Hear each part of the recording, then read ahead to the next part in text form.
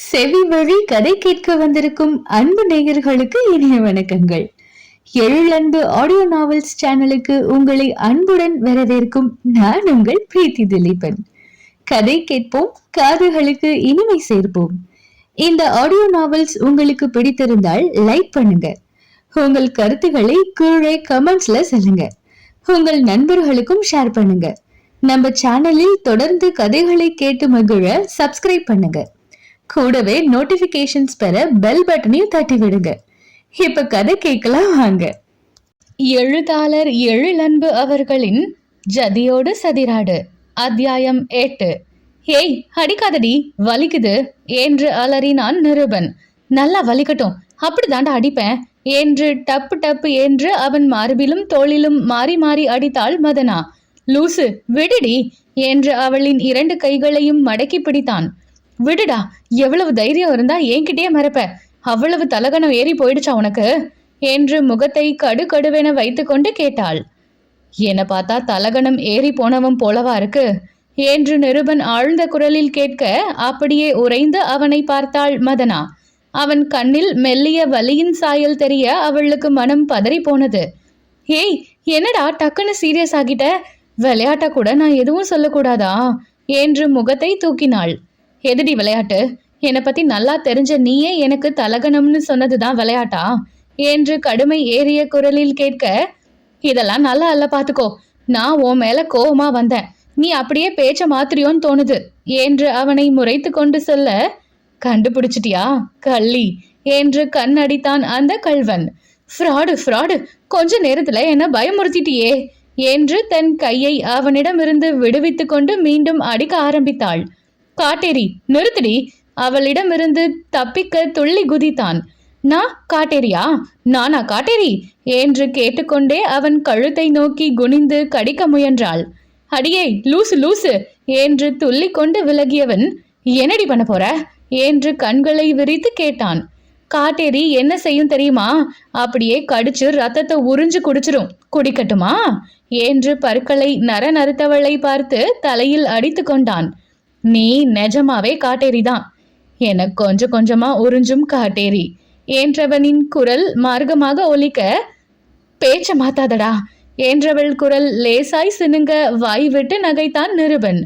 நிரு என்று கண்டிப்புடன் அழைக்க முயன்றாலும் அவளின் குரலே அவளுக்கு விரோதியானது. சரி, உனக்கு எதுக்கு இவ்வளவு கோபம்? அவளை அருகில் இழுத்து தோளில் கை போட்டபடி கேட்டான். பின்ன என்னடா, ஹீரோ கூட நீ மட்டும் ஆட எவ்வளவு பெரிய சான்ஸ் கிடைச்சிருக்கு, அதை என்கிட்ட சொல்லாம மறைச்சிட்டல. நான் அவ்வளவுதான் அல்ல என்று மனத்தாங்களுடன் கேட்டாள்.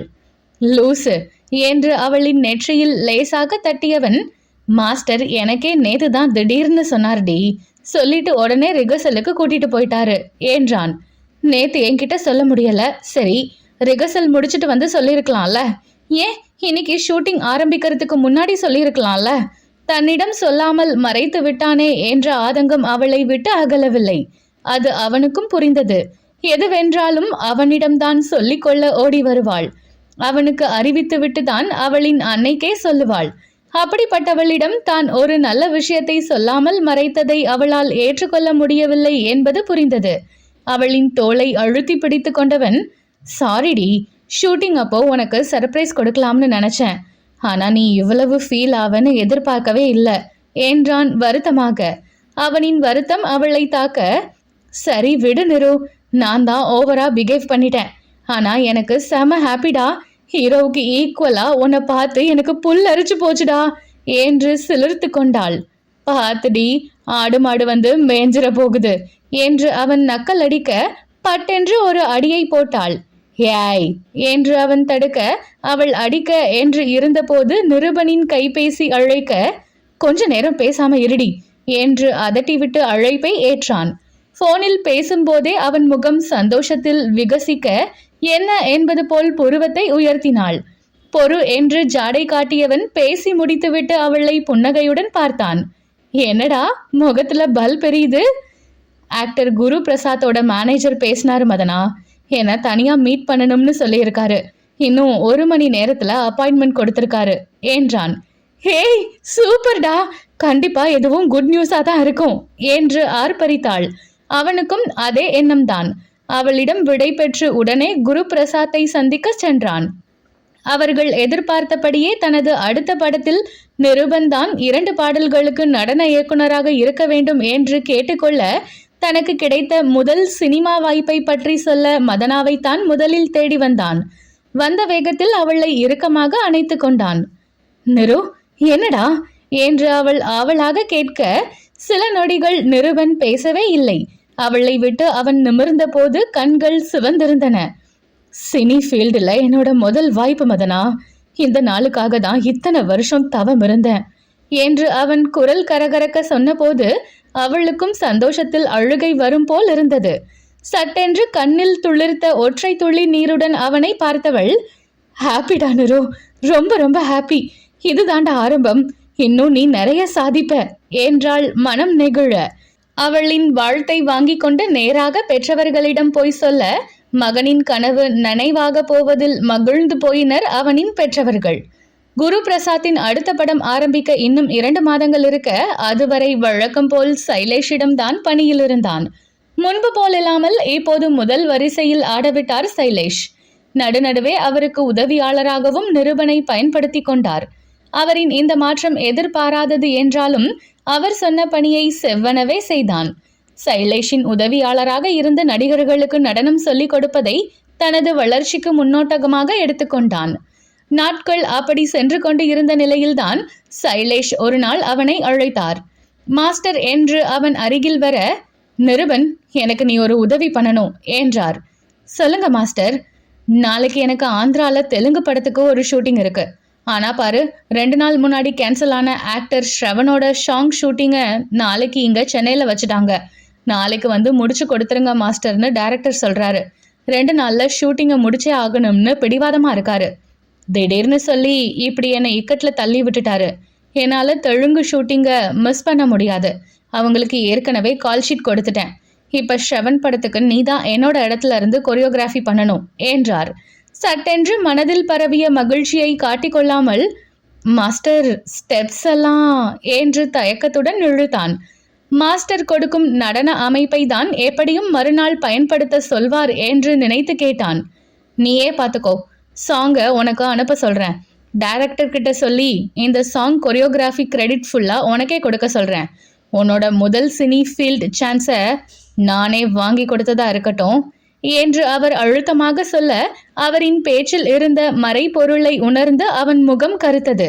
ஆனால் சட்டென்று முகபாவத்தை மாற்றிக்கொண்டவன், தேங்க்யூ மாஸ்டர் என்று சொல்லிவிட்டு அவரிடமிருந்து விடை பெற்று கொண்டான். அந்த விஷயத்தை சொல்லவும் உடனே மதனாவிடம்தான் ஓடினான்.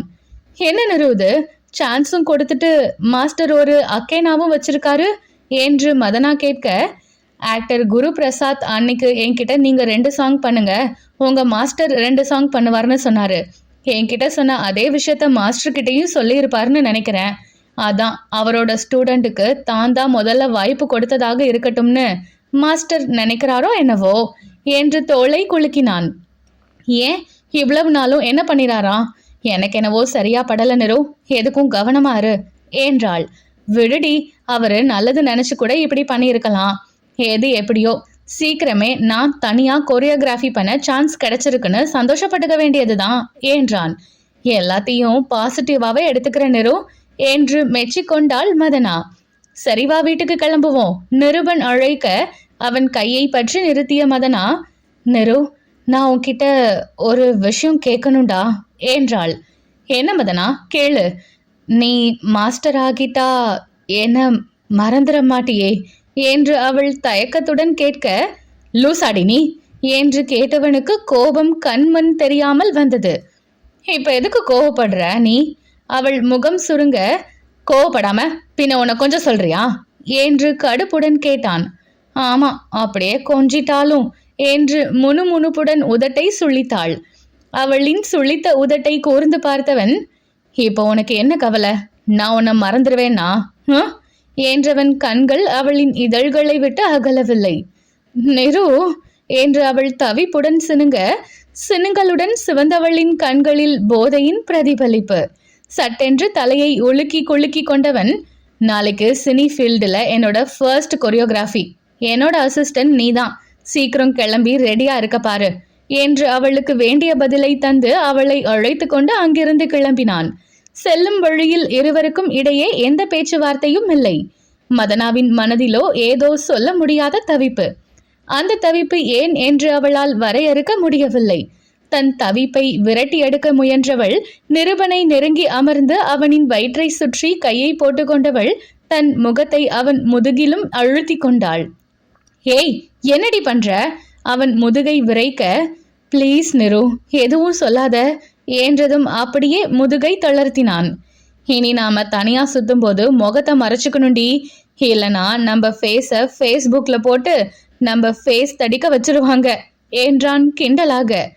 இப்பெல்லாம் சீக்கிரம் ட்ரெண்டிங்காக அதாண்டா ஷார்ட் ரூட்டு என்று மதனா சிரித்து கொண்டே சொல்ல, அது சரி என்று சிரித்தபடி தலையை அசைத்து கொண்டான். இருவரும் சிரிப்பும் கேலியுமாக பேசிக்கொண்ட விஷயம் விரைவில் அவர்களுக்கு மன உளைச்சலை தரும் விஷயமாக மாறும் என்று எதிர்பார்த்திருக்க மாட்டார்கள்தான். எதிர்பாராதது நடப்பதுதானே இயற்கை. அசிஸ்டண்டா வேலை பார்க்க போறியா? அதனால என்ன லாபம் உனக்கு? இப்ப வாங்கறத விட கூட வருமா? அவசர அவசரமாக கிளம்பி கொண்டு இருந்த மகளிடம் கேள்விகளாக கேட்டு தள்ளினார் அனிதா. மா, எனக்கு அதை பத்தியெல்லாம் ஒன்றும் தெரியாது. நிருபன் கிட்ட தான் கேட்கணும். ஆனா நானே கேட்க மாட்டேன். அவனுக்கே எனக்கு என்ன செய்யணும்னு தெரியும் என்றாள் மகள். இப்படியே இருந்தா நீ எல்லாம் எங்க இருந்துடி உருப்பிடுறது? உன் அப்பா இப்படிதான் சினிமா ஷூட்டிங்க்கு ஆள் பிடிச்சு கொடுக்கும் வேலைய பார்த்தாரு. அதனால பெருசா என்ன சம்பாரிச்சு கொடுத்தாருன்னு நினைக்கிற? ஒன்னும் இல்ல. இப்ப நீயும் அடுத்தவனுக்கு உழைச்சு கொடுக்க போறேன்னு நினைக்கிற? இதெல்லாம் சரியில்லடி. உன்னெல்லாம் இப்படியே விட்டா சரி வராது. நான் தான் இறங்கி ஏதாவது செய்யணும் என்றார். என்ன செய்ய போற? சரவணனை பார்த்து பேச போறேன் என்றவரை யோசனையுடன் பார்த்தாள். அனிதா சொன்ன சரவணனும் மதனாவின் தந்தையை போல் சினிமாவில் நடிக்க சின்ன சின்ன வேடங்களுக்கு ஆட்கள் ஏற்பாடு செய்து கொடுக்கும் வேலையில் இருப்பவர். அவரை பார்த்து என்ன செய்ய போகிறாராம் என்று அன்னையை பார்த்தவள், என்னம்மா, சினிமால நடிக்க சான்ஸ் கேட்க போறியா என்ன? அதுவும் சரிதான். வீட்ல சும்மா உட்காந்து பொழுத போக்குறதுக்கு பதில் நீ நடிக்க போனா நீயும் ஏதாவது சம்பாதிப்ப. காசு காசுன்னு என்னையும் பிடுங்கி திங்க மாட்ட. எப்பவாவது உருப்படணும்னு உனக்கு தோணுச்சே, சீக்கிரம் சரவணன் அங்கிளை பார்த்து பேசு.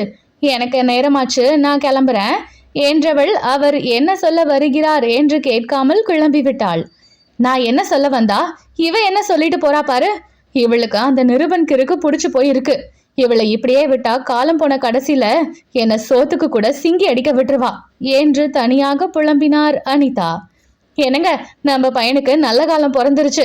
இனி அவன் ஜாதகத்தை கையில எடுத்துட வேண்டியதுதான் என்று பரபரப்பாக கணவரிடம் சொல்லி கொண்டு இருந்தார் பத்மா.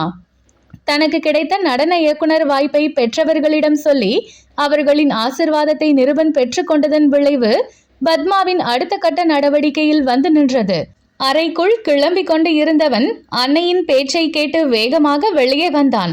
மா, இன்னைக்குதான் முதல் நாள் ஷூட்டிங்கே போறேன், அதுக்குள்ள கல்யாணம் வர பேசிட்டு இருக்கீங்க என்று கடிந்து கொண்டான். அவன் பேச்சை காதிலேயே வாங்காத பத்மா, அவன் சினிமால டான்ஸ் தான் ஆட போவேன்னு சொன்ன போது எனக்கு பிடிக்கலனாலும் அவன் விருப்பத்துக்கு மதிப்பு கொடுக்கணும்னு நீங்க சொன்னதால இத்தனை வருஷமா நான் பொறுமையா இருந்தேனா இல்லையா? இப்பதான் அவன் நினைச்ச மாதிரி டான்ஸ் மாஸ்டர் ஆகிட்டானே, இன்னும் ஏன் நான் பொறுமையா இருக்கணும்? இப்ப ஜாதகத்தை கையில எடுத்தாதான் இன்னும் 1 வருஷத்துக்குள்ள கல்யாணம் பண்ண முடியும். இப்பவே வயசு 30 நெருங்க போகுது என்றார்.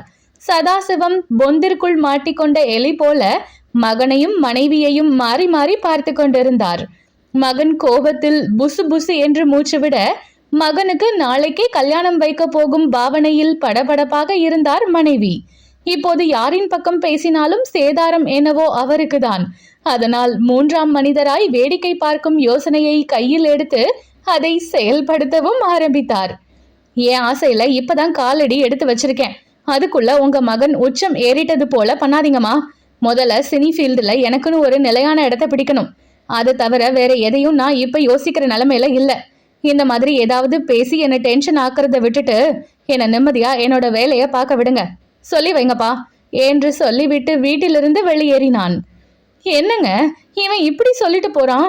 இவன் சினிமால இருக்கிறதே எனக்கு மனசுக்கு அவ்வளவா ஒப்பல. இதுல வீட்டுக்கு வரப்போறவளையும் சினிமாக்காரியா கொண்டு வந்துருவானோன்னு ஒவ்வொரு நாளும் பயந்து போயிருக்கேன். இப்பவே நாம ஒரு பொண்ணை பார்த்து கல்யாணம் பண்ணி வச்சிருவோன்னு பார்த்தா பிடி கொடுக்க மாட்டேங்கிறானே என்று புலம்பினார் பத்மா.